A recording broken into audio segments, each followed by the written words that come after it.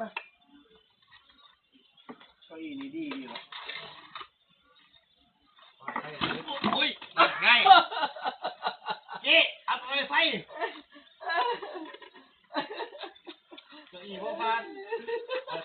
ไปแล้วอีกไปแล้วโอ้ยใช่ท่านมั้งโอ้ยใช่ท่านเฮ้ยมันนี่พูดดึงภาพเมื่อเมื่อกี้แกง่ายมากฮะกินแกง่ายมากก็อีนี่ก็ว่าจบปั๊บมันหมดปุ๊บนี่เป็นว่าใส่กี่นอนเนาะถ้ากี่เมาเนาะ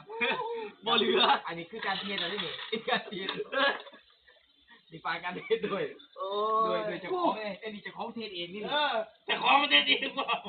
ว้าวว่ายังหันเขาอีนี่ดีเรื่องสุกโอ้โหไม่สวยที่แก้ง่ายบอกเมื่อกี้แก้ง่ายว่าหันมันบ่ไม่ผิดกว่าไม่ผิดกว่า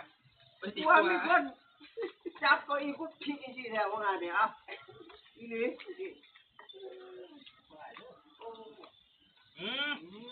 มันถูกเขาแบบมึงเสียบเลยอยู่มึงเสียบเนี่ยคนละเกินเนี่ยตาตักหนาออกให้ใหญ่เลยกูน่าแต่โดนนะกูว่าอีนี่ดีเพราะแต่ว่าอีนี่ดีปั๊บแต่ไปดีมั้งกูลุ้นเสียว่ะแม่นบ่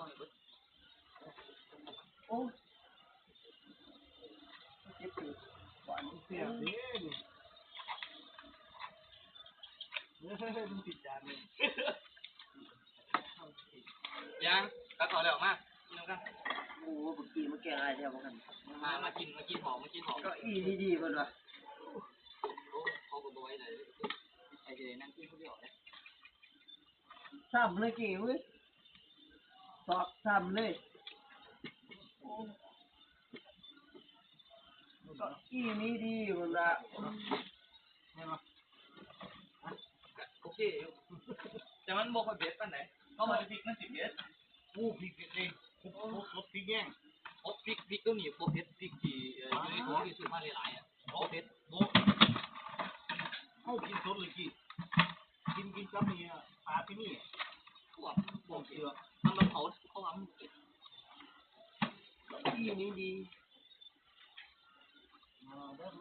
ก็อีนี่ดีไอเจ้าไอ้กับวันในซิมในกี่เจ้าไอ้ชิมเจ้าไอ้ในกี่